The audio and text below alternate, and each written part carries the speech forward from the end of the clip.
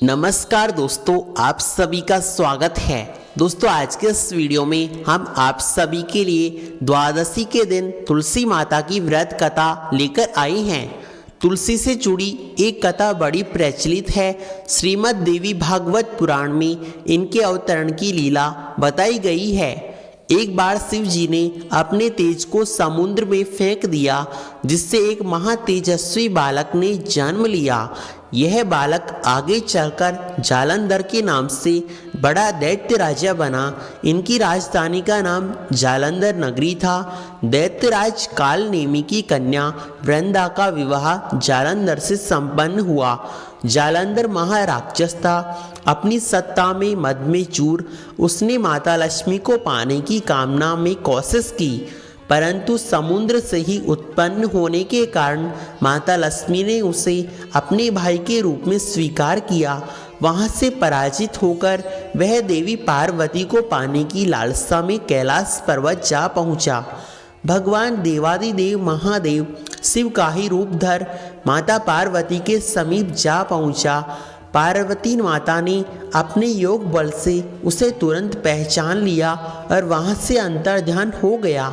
देवी पार्वती ने क्रुद्ध होकर सारा वृतांत भगवान विष्णु को सुनाया। जालंधर की पत्नी वृंदा अत्यंत पतिव्रता स्त्री थी। उसी के पतिव्रत धर्म की शक्ति से जालंधर न तो मारा जाता न ही पराजित होता। इसलिए जालंधर का नाश करने के लिए वृंदा के पतिव्रती धर्म को भंग करना अति आवश्यक था। इस कारण भगवान विष्णु ऋषि का वेश धारण कर वन जा पहुँचे। वहाँ वृंदा अकेली भ्रमण कर रही थी। भगवान के साथ दो मायावी राक्षस थे, जिन्होंने वृंदा भयभीत हो गई। ऋषि ने वृंदा के सामने पल में दोनों को भस्म कर दिया। उसकी शक्ति देख वृंदा ने कैलाश पर्वत पर महादेव के साथ युद्ध कर रहे अपने पति जालंधर के बारे में पूछा। ऋषि ने अपने माया जाल से दो वानर प्रकट किए। एक वानर के हाथ में जालंधर का सिर था, दूसरे के हाथ में धड़। अपने पति की यह दशा देखकर वह मूर्छित हो गई। होश आने पर उन्होंने ऋषि रूपी भगवान से विनती की कि वे उसके पति को जीवित कर दे। भगवान ने अपनी माया से पुनः जालंधर का सिर धड़ से जोड़ दिया, परंतु स्वयं भी उसी शरीर में प्रवेश कर गई। वृंदा को इस छल का जरा भी आभास न हुआ। जालंधर बने भगवान के साथ वृंदा पतिव्रती का व्यवहार करने लगी, जिससे उसका सतीत्व भंग हो गया। ऐसा होते ही वृंदा का पति जालंधर युद्ध में हार गया। इस सारी लीला का जब वृंदा को पता चला तो उन्होंने क्रुद्ध होकर भगवान विष्णु को शिला होने का श्राप दिया। वह स्वयं सती हो गई। जहाँ वृंदा भस्म हुई वहाँ सुंदर तुलसी का पौधा उगा।